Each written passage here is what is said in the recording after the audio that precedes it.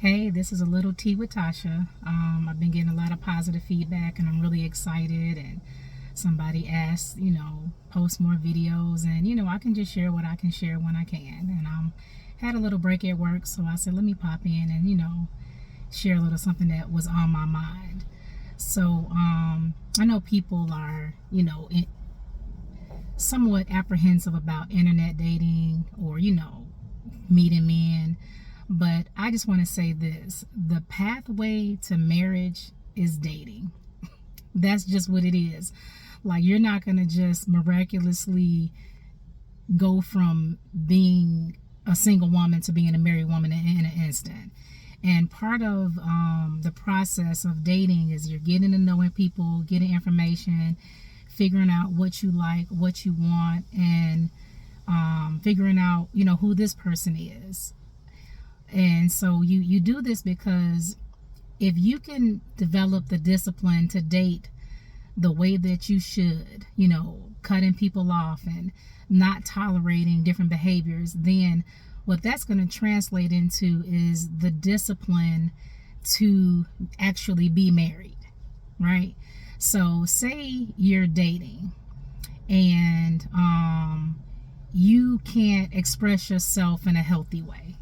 Somebody makes you mad and you going off and telling them what he is and what he isn't. So if you're dating someone, right, they go home, you go home, you're just dating someone.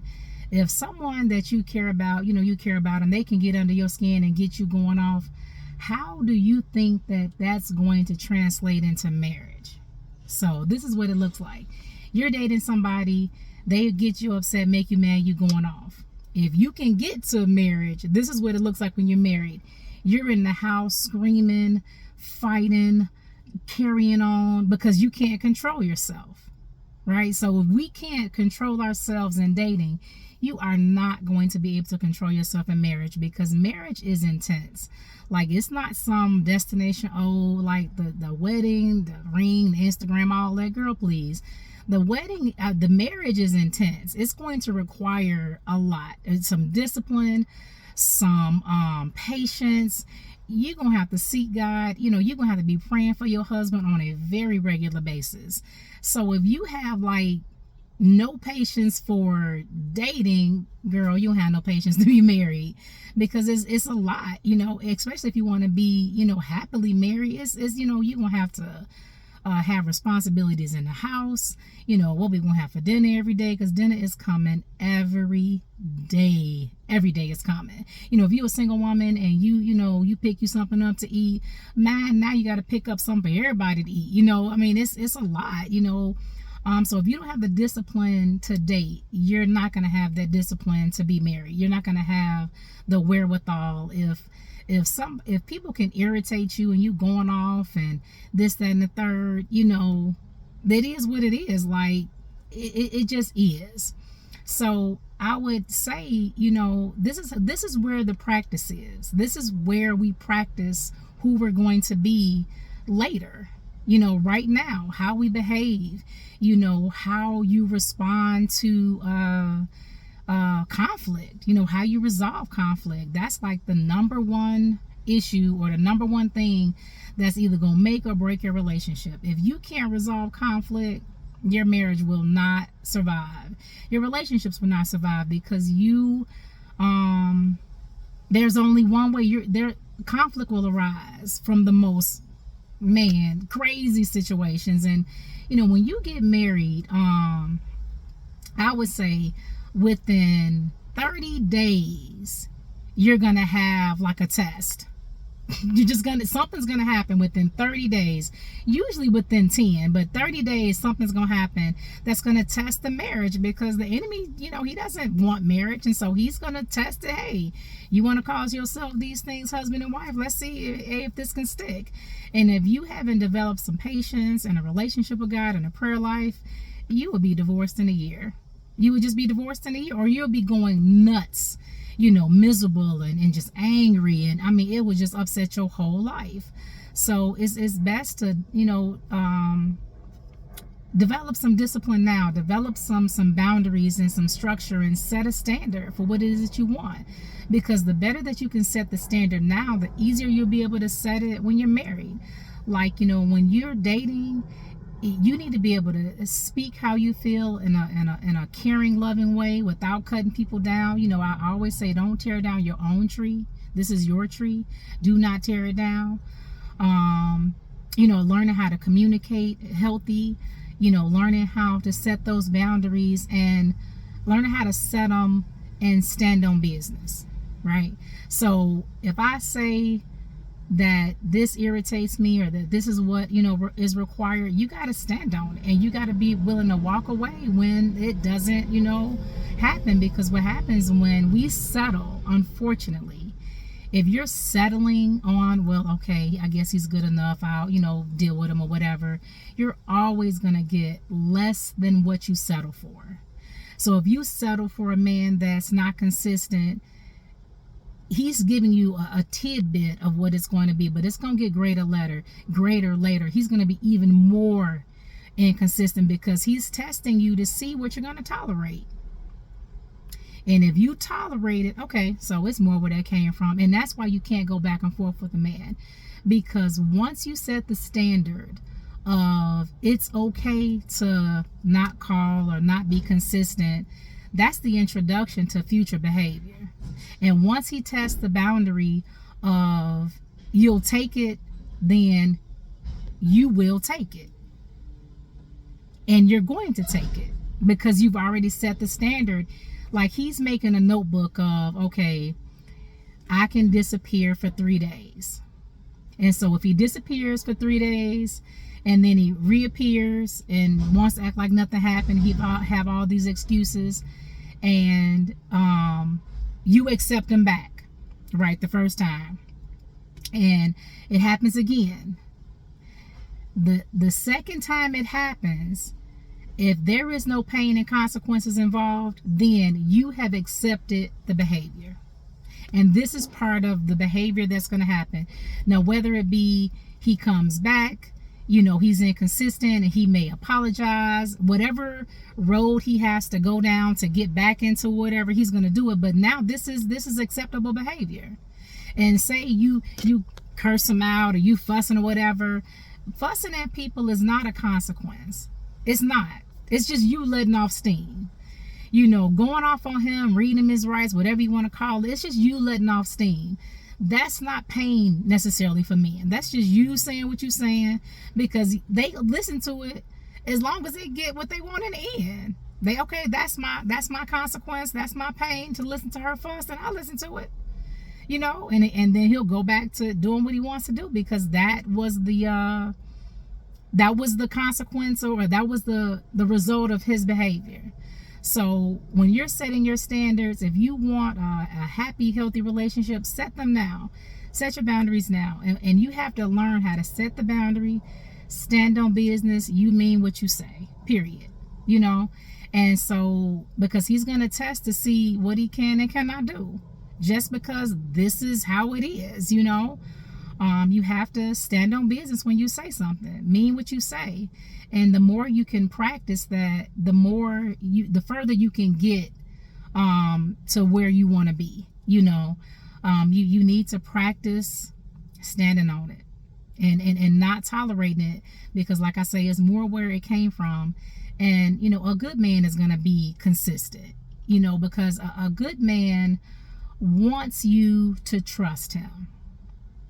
And so men know what to do to get a woman to trust them, and don't let them cheat the system.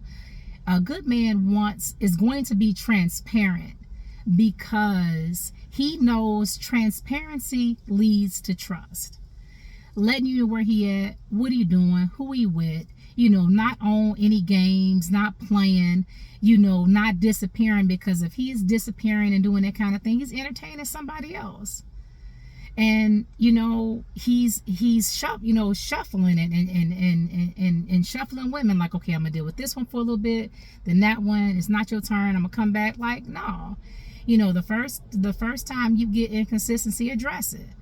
And that translates into when you're married, when issues arise, and they will, addressing it and not seething in a corner, not being upset, not having attitudes, not talking to them, not coming to bed. Like, no, you need to communicate. And if you can't communicate now, it's not going to get better. You're still going to have issues with communicating, and communicating in a healthy way, without being disrespectful, without screaming or losing your cool or whatever. Like, you have to. So the skills that you need to develop in dating are going to be the skills that help you when you're married. They're going to be the skills that help your relationship be healthy. Setting your expectations, saying what it is, being patient with somebody else, dealing with different things, life arises. How do you deal with it? Things happen that are out of our control. Things happen that, we did not see coming. And you have to be able to deal with those things, as a team. And if you can't deal with them in dating, it's not going to get better when you're married. Marriage is not some magical place that you go to happily. You're going to have to do some work to get there. And, that's just what it is. And so, and also to people who are stuck on, I want to meet him like this. I want to meet through a mutual friend. I want to meet through this, or I want to meet through that. Yeah, look, you asking God for a husband, or you trusting God for a husband. Now you going, so God got to go, find this man, develop this man, do all these things. He might have to move him from another state. Like, he has to do all these things. And so now you want to tell God how you want to meet him too? Like, come on, girl. Like, really, like, you can't just, like, all you got to do is get yourself ready and put yourself out there. Like, God got the rest. He'll create somebody and bring somebody to you. Because I was just talking to somebody and she was saying, look, God is not a God of lack, right? So he is not going to create all these good women and not create men to match. He's just not. God is not a God of lack. He is a God of abundance. And when I tell you it's a lot of good men out there, it is. And you should start speaking that into your life, into existence. When somebody says it's not no good men, correct them. No, girl, it is. Because I know women with sons and nephews and all there, and they're raising them to be good men. There are good men at homes who kids and sons and nephews and cousins who get it. I got a lot of them in my family. My nephews came to stay, maybe a couple Christmases ago, and I didn't have to pick up nothing. I didn't have to do nothing. The trash got out. If a package came to the door, and I was ordering all kind of stuff, that stuff got in the living room and said, where do you want it? I remember somebody said, he said, what are the instructions with the trash? And I said, what? He said, what are the special instructions? Like, where does this go? How do you want this? I mean, good men. Get it done. Don't have to ask. Don't have to wait. I said, yeah, this is a vibe. This is a vibe right here. Talk about being in princess mode. Don't have to pick up nothing. As a woman, you should not have to pick up nothing heavier than a gallon of milk. That's it. That's it. And if they not on that, it's not the one. It's good men out here. Like I say, the good men are out here, and it's a lot of them, but they just either in a relationship or going towards one. And it's men out here that are praying, asking God to bring them somebody. We not the only ones that's asking God for a good man. They asking, Lord, send me somebody. I know when I was going on my first date with my husband, he got there real early, and I was like, man, because I was going to cancel because I was upset about something, and I'm like, I ain't going. And it was like 3:30, and he was like, well, I'm here waiting on you. And I said, we wasn't meeting till 6. I said, dang. I said, now I can't even cancel because I feel bad. He's sitting out at the restaurant. He said, I just sit in the car and read. And I'm like, what? Man. So, I said, let me get myself together. But it's good men out there that are not playing games. And he said, I was praying and asking God, please let this be the one. Let this be it for me, please. I need somebody in my life. And there are men out there that are praying that prayer, while we sit in the house and don't want to date, and letting the knuckleheads get us all messed up where we can't, we so jaded that we cannot give it a chance. Girl, there are men out there that are trusting God and believing it and saying, Lord, send me somebody. So, get out there. Get out and get outside. Not just online dating. Get outside. Get outside where you can meet people and see people and be seen. Don't just sit in the house and think that, all this is going to happen. Just no. Because the same part of, like, even getting outside and dating, that translates into date night. That translates into going to concerts. That translates into investing in our relationship, going walking together, going to the gym together. You sit in the house doing nothing. If you had a husband tomorrow, you would be exhausted. Because you ain't been doing nothing, sitting in the house. You go to work, you come home, and now you got a whole husband. You got to go to work, come home. You got to manage your house. You got to manage him. You will be exhausted. So get out there now so you can, get used to it, because that's what it's going to take. When you're married, you have to invest in your relationship every single day, because your marriage is a living, breathing being. So you are either growing apart or you are growing together and becoming one. There is no in between. There is no stagnant place. You either growing together or you growing apart, period.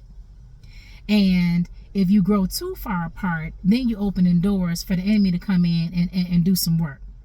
So get out there and get yourself seen.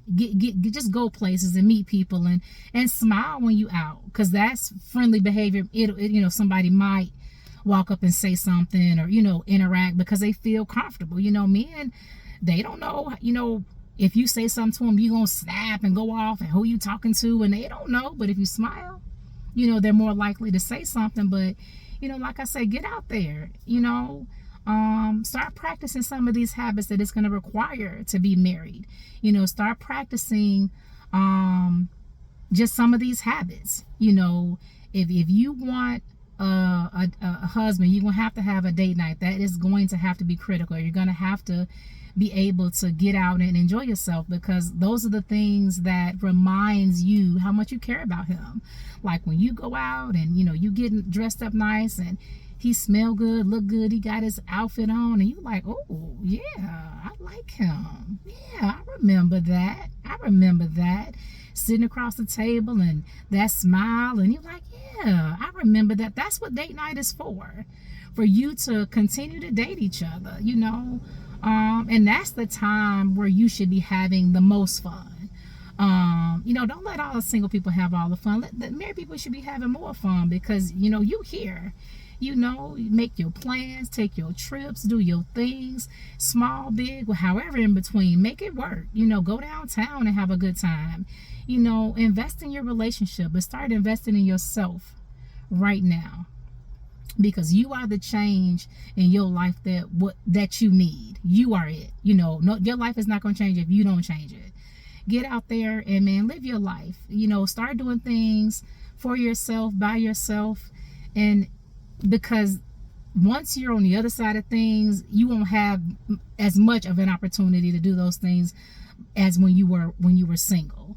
But like I say, get out there, enjoy yourself, be safe, be happy, and practice some of these habits that get you to where you want to be. I hope you have enjoyed this Tea with Tasha. Like, share, tell people. Enjoy. Happy Friday, and I love you, and I'll talk to you soon.